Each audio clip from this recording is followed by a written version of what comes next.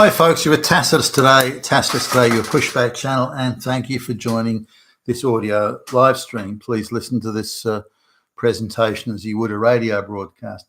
In this essay, I'd like to pull a few strands and different strands of things together, and I guess a few things have brought this on. So I'd like to talk about Western wealth, why the West has, even before the industrial age, why the West has pretty much always been wealthier per capita than the rest of the world, why it still is today, the meaning and definition of economic productivity and how that has changed, and also looking at the AfD in the alternative for Germany, alternative for Deutschland, the points that they're making, the questions, the policies they have, and to frame that in what really is just a sensible middle ground of sensible, reasonable questions, but how those questions are being shouted down by an increasingly paranoid, ideologically fanatical globalist elite. So there's a bit to get through here, and I'll have to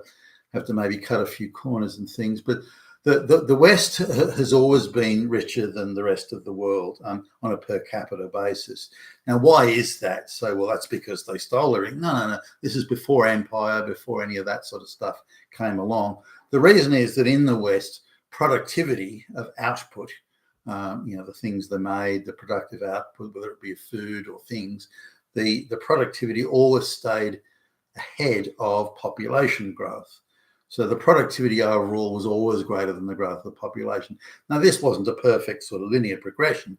There were times when it went backwards or forwards or sideways, and the Great Plagues, for example, threw a spanner into the works in different ways. Well, actually, that reduced population, so it had the effect of really increasing productivity. But nonetheless, there was if you look at Roman engineering and even Greek engineering for that matter. But if you look at all the Western throughout the 2,000 plus years, the West has pretty much always been ahead of, in terms of, again, per capita wealth, they've always been more productive or have productivities always run ahead of population growth, which means that per capita wealth has always been improving. Again, not a perfect line. Now, you look at, say, places like China and India, which were in the totality of their population, because they had massive populations compared to Europe.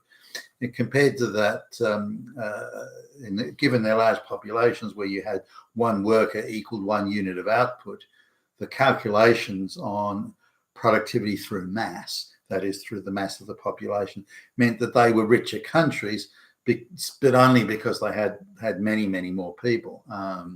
The population of China was approximately 100 million, when the population of Britain, for example, was 2 million or around 2 million. So that gives you an idea as to population differentials. And again, given one worker, 1 unit of output, they were a much richer country by mass. But on a per capita basis, it was very different. But in those countries that were poor, whether you look at Africa or any areas of the world, population growth always ran ahead of productivity. Again, productivity by crop yields or by making stuff, and also the efficiency of the tools. If you look at the use of what we would call technology back in the day, of windmills for grinding grain, water wheels for, again, grinding grain and doing other work, but productive work in Britain, and various other tools, devices, and again, what we would call technologies of the time, then you can see that Europe generally, or white countries, were in the main always running ahead of far more productive than their population growth. Now, when the mercantile age came along, so we're looking into the 1500s now, where the Europeans developed a long ocean-going, open ocean. This is not vessels that clung to the coastline and so, but they developed long ocean-going vessels and the technology of sails and rigging and all sorts of things like that, ship design, and also map making, cartography, and also navigational instruments and technology in that regard. Things that today we'd consider extremely primitive, but at the time they were cutting edge technologies. And again, the Europeans were at the forefront of this. So the Europeans effectively owned the mercantile age, particularly the ocean-going mercantile age. This then further progressed into empire, which added to the, well, then you have the Industrial Revolution, which again was a Western gig. So you can see how the West was pulling ahead, and there may have been 10 or 20% richer than per capita than, say, China but the mercantile age, now they're running 50, 60% ahead in wealth, and by the industrial age, they were 25, 30 times ahead in per capita wealth. And that's why the West was rich. Now, the West was always rich based on productivity, so that they produced things more efficiently, more effectively, more cost effectively, better quality, whatever you like to call it. But it was always a productivity-based gig as to why the West became wealthy. And you can add into that not simply technology, but organizational, accounting and finance structures, that the whole gambit. The West was far, far ahead of the other parts of the world. That's why the West was richer. Now the globalists have thrown this into reverse by bringing in masses of illiterate peasants into the West that aren't needed. They produce nothing, create nothing. Even some of the ones that you could argue have a contribution don't want to integrate. They don't want to be part of the Western society. And again, as I frequently do, I cite Indians from the subcontinent of India or Pakistan or wherever that have been in the West for 5, 6, 7 generations, and they still say no, that they're Indian. They don't say that they're Australian or Western. They're Indian, and they send back to the village of their ancestors for husbands and brides in their maniacal, fanatical desire to keep themselves culturally and racially, genetically pure. Why would anybody want people like that in their society? You wouldn't. But they're coming en masse to the West to get take the money and get the free stuff and so on. Now, let's have a look at there's a big thing with the AfD in Germany that the AfD may become the biggest political party or certainly a close second in terms of size. And every day, I just looked at an article on I think it was the BBC website, where there was a 12-paragraph piece of journalism, which was hardly journalism. It's just rabid propaganda, where out of the 12 paragraphs, the AfD is referred to as far right 8 times, Nazi 3 times, and fascist 1930s Germany 1 time. Every paragraph contains an attack line, and every fucking one. That's not balanced journalism. It's for the people of Germany to decide what politicians represent them. Why must anyone that queries mass migration be written off as a Nazi? Now, just coming onto this, I looked at a discussion where it's argued that the economy of Germany has shrunk by something in the region of 15% over the last 10 years. Now, I don't know how that calculation is made, and I don't know, I can't attest to the veracity of it, but let's suppose that I don't doubt that it's approximately correct. Whether it's 9% or 12% or 15%, that we can debate. But there's no question the economy has shrunk. So now, when you look at one of the world's industrial powerhouses, especially in terms of advanced technology, advanced machine tools, electronic engines, all this sort of stuff, Germany's right at the forefront, and their economy has shrunk by 15%. That's crazy. Now, at the same time, they've had mass migration. Do the two go together? Well, no, not necessarily. But let's have a look at the AfD. The AfD say they talk about climate change, mass migration, children being taught to hate their country in school, and so on and so forth. So, equity and the like. Let's just go over that. I don't mind mass migration. Again, I'm a well-travelled guy, multilingual, the whole 9 yards. I'm used to being the only white guy in the building or the hotel or the restaurant. I'm quite used to that. But that doesn't mean I seek it out or want it or subscribe to it or have a problem with it for that matter. It's just how my working life has mostly been. But I don't care about mass migration. Have mass migration provided they're skilled migrants. I'm talking about Australia, that speak English and they want to integrate into this society. They want to be part of this society. Not that they want to come and get the free stuff, but they want to be part of this society. So they have to, the skills have to be needed. They have to have skills to begin with. Those skills have to be needed. They have to be unavailable here through other means, such as special education courses or things like that.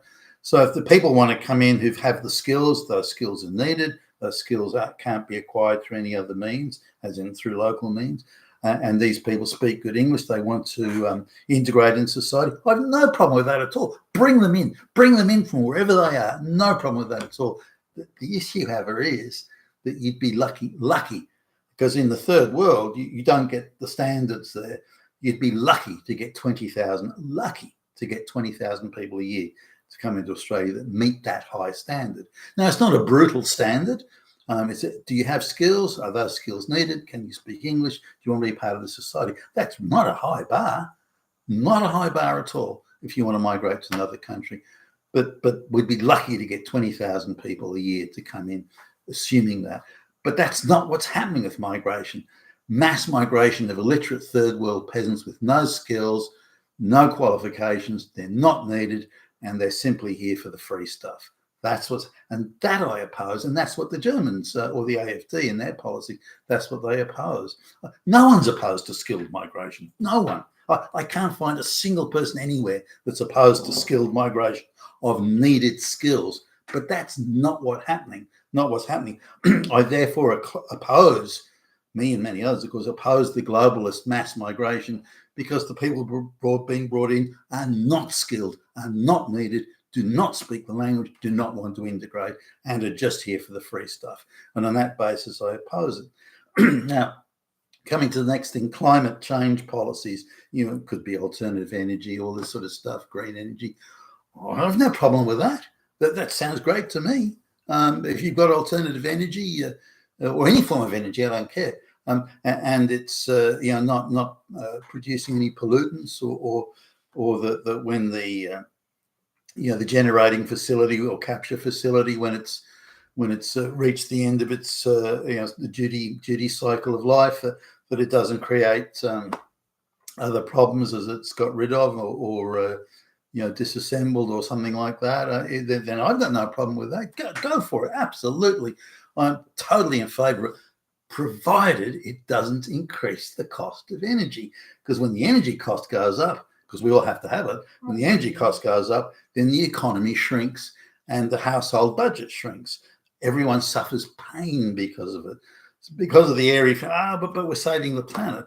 Okay, you're welcome to save the planet. I'm totally on board with that, but not if it lowers my standard of living and increases the cost and shrinks the economy. So no one's got any problem with the climate stuff, provided it doesn't increase the cost. So that's the next thing. Now, in terms of special rights or rights for black lesbians and this and that and the next. Well, that problem didn't exist until mass migration was forced on us. So we now have to arbitrate the rights of people who shouldn't even be in the West in the first place. But anyway, it's coming on the black lesbians. I have no problem with that. I mean, if equity for black lesbians is the thing, I don't care. I have no objection to that whatsoever, provided everyone is equal before the law. Now, you can't have both. You can't have special rights for this group, because automatically we're not equal now before the law. So that falls over. So you can have whatever rights you want to give to any other group, provided we are all equal before the law. And there are no special handouts for this group or that group. Everyone is equal before the law. And assuming merit obviously stays in place. But when you get special carve-outs for this group and merit is dispensed with, then I do oppose it. Do I oppose equality for equity for black people? No, of course not. I don't mind. Look at that problem with it, provided you leave merit and equality before the law in place. If you can't do that, then I oppose it. Not because I oppose black lesbians, but because I oppose that people are not equal before the law and marriage is done away with. If you want to give every black lesbian a PhD, I have no problem with that. Fine, provided they got it on a meritorious basis. If you have to lower the education standards, especially to give PhDs to black lesbians, then I do oppose it on that basis. I don't care if every black lesbian has 1 million PhDs each, provided they got it on merit.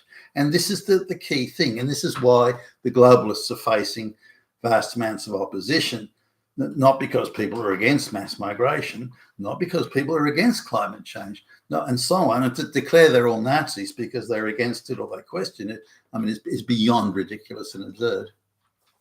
Now, coming to the issue of the West going into economic reverse. Hitherto, as I say, the West became wealthy, stayed wealthy, and even to this day continues to a large extent to be wealthy because of productivity of output. Now, that is, again, that the productivity was always running, again, with ups and downs, always running ahead of population growth. That's why the West accumulated vast wealth, because they always were able to overall maintain that equation, keep that in place. Whereas all the poor countries of the world, it was the opposite. Population growth always outstripped wealth production, regardless whether it's the Industrial Revolution, the Mercantile Age, or any other age. Now, the globalists want something a little bit different. They want to mass move people into the West, the only productive areas of the globe. They want to mass move people into the West, but unproductive people that produce nothing, or their production is based on a lower wage. So it's the arbitrage between lower production to even lower wage again, and that throws any economy into reverse.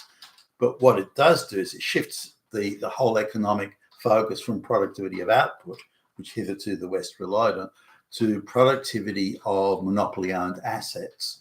And this is where the globalists come in.